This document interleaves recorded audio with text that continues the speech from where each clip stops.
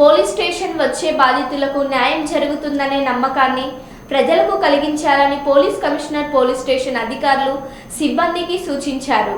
వార్షిక పోలీస్ స్టేషన్ల తనిఖీల్లో భాగంగా వరంగల్ పోలీస్ కమిషనర్ మంగళవారం మట్టెవాడ పోలీస్ స్టేషన్ తనిఖీ చేశారు.